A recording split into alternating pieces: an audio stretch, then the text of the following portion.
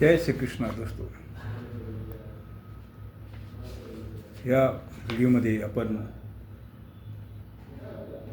भगवद्गीतेच्या पहिल्या अध्यायाच्या दुसरा आणि तिसरा श्लोक आणि त्यांचे डिटेलमध्ये अर्थ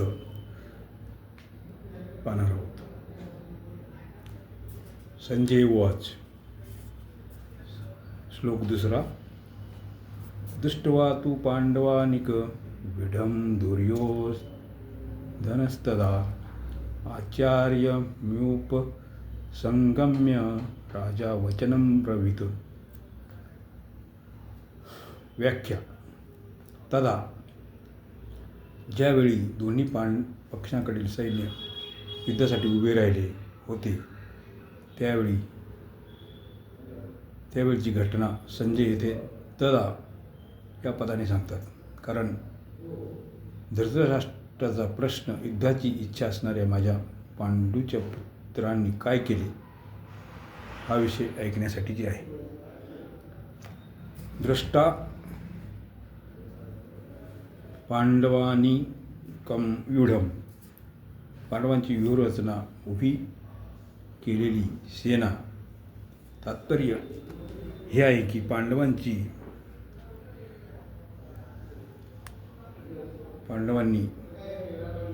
व्यूहात्मक अशी उभी केलेली सेना पाहण्याचे तात्पर्य आहे की पांडवांची सेना उत्तम रीतीने आणि ऐक्यभावाने उभी होती.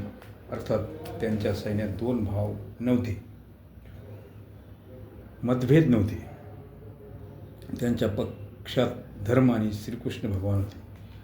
ज्यांच्या पक्षात धर्म आणि श्रीकृष्ण भगवान असतात त्यांचा दुसऱ्यावर फार प्रभाव पडतो. म्हणूनच संख्येने कमी असूनही पांडवांच्या सैन्यात तेज होते आणि त्यांचा दुसऱ्यावर फार मोठा प्रभाव पडत होता. म्हणून पांडव सेनेच्या दुर्योधनावरही फार मोठा प्रभाव पडला की ज्यामुळे द्रोणाचार्याजवळ जाऊन नीतियुक्त अशा गंभीर वचने बोलतो. राजा दुर्योधनाला राजा म्हणायचे तात्पर्य असे आहे की धृतराष्ट्राचा सर्वात जास्त दुर्योधनाची आपलेपणा मोह होता. परंपरेच्या दृष्टीने सुद्धा दुर्योधनच युवराज होता. राज्यकारभार दुर्योधनच पाहत होता. धृतराष्ट्र तर नाममात्र राजे होते. युद्ध होण्यात सुद्धा मुख्य कारण दुर्योधनच होता. या सर्व कारणांनी दुर्योधनाला संजयाने राजा असे समजले. आचार्यमुपसंगम्य. द्रोणाचार्याजवळ जाण्यामागे प्रामुख्याने 3 कारणे असावीत. आपला स्वार्थ साधण्यासाठी, अर्थात द्रोणाचार्यांच्या मनात पांडवांविषयी द्वेष भावना निर्माण करून आपल्या पक्षात विशेषतेने कार्य करावे यासाठी दुर्योधन द्रोणाचार्याजवळ गेला. व्यावहारिकदृष्ट्या गुरु या नात्याने त्यांना मानवंदना देण्यासाठी सुद्धा दुर्योधनाने द्रोणाचार्याजवळ जाणे योग्य होते. युद्धामध्ये मुख्य व्यक्तीचे योग्य ठिकाणी उभे राहणे अत्यंत आवश्यक असते, नाहीतर सैन्य अवस्था विस्कळीत होते. म्हणून दुर्योधनाने स्वतः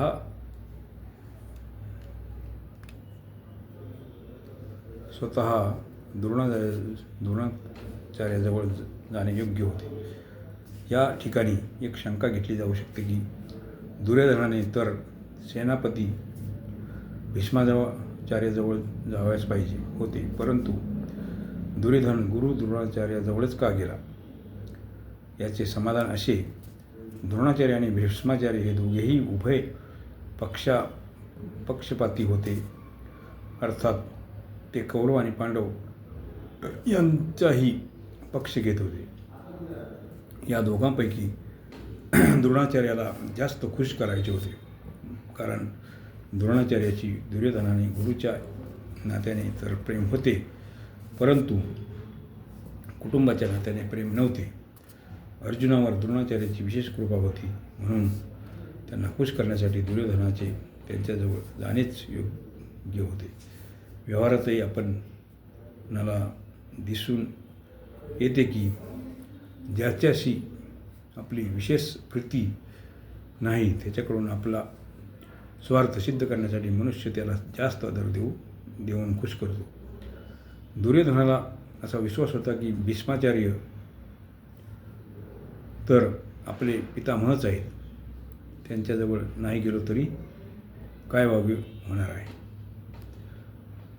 त्यांच्याकडे न जाण्याने जरी ते नाराज झाले तरी मी कोणत्याही प्रकाराने त्यांना राजी करून घेईल, कारण पितामह भीष्माचार्यांशी दुर्योधनाचा कौटुंबिक संबंध आणि प्रियता होतीच.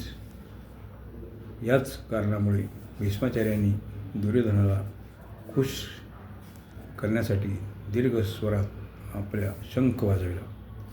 वचनम ब्रवीत या ठिकाणी अम्रवीत म्हणजेच योग्य होणे, कारण अम्रवीत क्रियेच्या अंतर्गत वचनम येते, अर्थात दुर्योधन बोलेल ते वचनच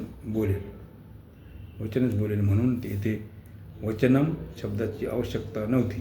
तरी पण वचनम शब्द देण्याचे तात्पर्य दुर्योधन नीतियुक्त अशी गंभीर वचने बोलतो की ज्यामुळे दुर्योधनाच्या मनात पांडवांविषयी द्वेषभावना निर्माण व्हावी आणि ते आपल्याच बाजूने राहून उत्तम प्रकारे लढावे, ज्यामुळे आपला विजय होईल आणि आपला स्वार्थ साधला जाईल. श्लोक 3.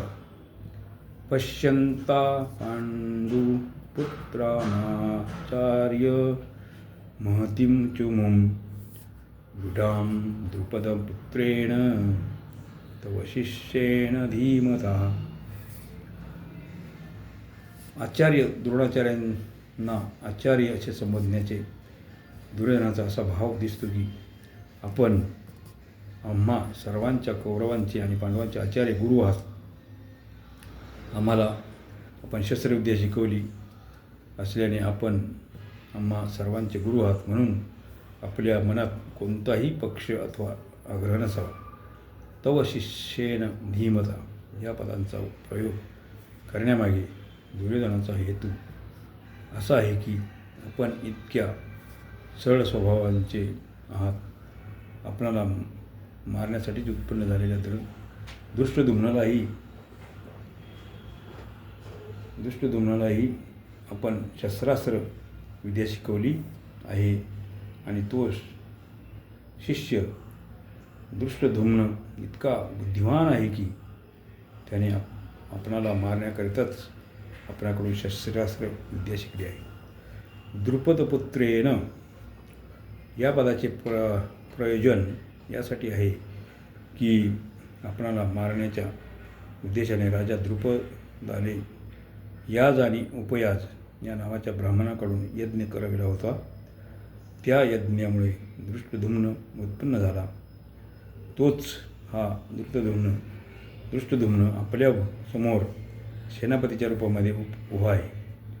जरी दुर्योधन येथे द्रुपदपुत्राच्या ऐवजी दृष्टद्युम्न ही म्हणू शकत होता, तरी पण द्रोणाचार्यांशी द्रुपदपुत्राचे जे वैर होते त्या वैरभावाचा बदला घेण्याची हीच संधी आहे अशी आठवण करून देण्यासाठी दुर्योधन येथे द्रुपदपुत्रेण ह्या शब्दाचा प्रयोग करतो.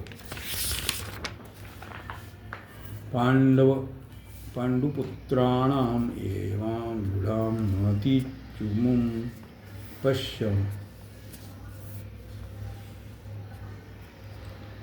द्रुपदपुत्राने व्यूहकार उभी केलेली ही पांडवांची प्रचंड सेना पहा. तात्पर्य ज्या पांडवांविषयी आपणाला प्रीती आहे त्याच पांडवांनी आपल्याला द्रोणाचार्याला मारणाऱ्या द्रुपदपुत्राला सेनापती पद देऊन व्यूहकार सैन्य उभे करण्याचा अधिकार दिला आहे. जर पांडवांना आपल्या विषयी आत्मीयता असती तर त्यांनी कमीत कमी तुम्हाला मारणाऱ्याला तरी आपल्या सैन्याचा मुख्य सेनापती केले नसते आणि एवढा मोठा अधिकार दिला नसता, परंतु सर्व काही जाणत असूनही त्यांनी त्यालाच आपला सेनापती केले आहे. जर कौरवांच्या सैन्यापेक्षा पांडवांचे सैन्य संख्येने कमी होते, अर्थात कौरवांचे सैन्य 11 अक्षौहिणी आणि पांडवांचे सैन्य 7 अक्षौहिणी होते, तरी पण दुर्योधन पांडवांच्या सैन्याला प्रचंड सेना म्हणून दाखवितो. पांडवांच्या सैन्याला प्रचंड सेना म्हणण्याचे दुर्योधनाचे 2 भाव दिसून येतात. एक, पांडवाचे सैन्य अशा रीतीने व्यूहकार रचना केली होती की ते कमी असूनही दुर्योधनास जास्त भासत होते. 2, पांडवांच्या सैन्यातील सर्वचे सर्व योद्धे एकाच मताचे होते. या एकीमुळे पांडवांची थोडी असलेली सेनासुद्धा बलाने उत्साहाने फार मोठी दिसत होती. अशी सेना दाखवून द्रोणाचार्यांना असे सांगू इच्छितो की आपण या सैन्याला सामान्य किंवा छोटे समजू नका. आपण आपली विशेष शक्ती लावून सावधपणे युद्ध करा. पांडवांचा सेनापती आपला शिष्य द्रुपदपुत्रच आहे, म्हणून त्याच्याजवळ विजय मिळविणे आपल्यासाठी अवघड आहे. एतां पश्य असे म्हणण्याचे तात्पर्य पांडव सेना युद्धासाठी तयार होऊन आपल्यासमोर उभी आहे, तर मग आपण सैन्यावर कोणत्या प्रकारे विजय मिळवू शकतो याविषयी आपण लवकरात लवकर निर्णय घेतला पाहिजे. अशा प्रकारे 3रा श्लोक संपला आहे. आणि मित्रांनो, हे श्लोकाचे अर्थ आणि भगवद्गीतेचे दिव्य ज्ञान आपण ऐकत असाल, पाहत असाल, तर या माझ्या चॅनलला जरूर सबस्क्राईब करा, आपल्या मित्रांना शेअर करा, लाईक करा. धन्यवाद. जय श्रीकृष्ण.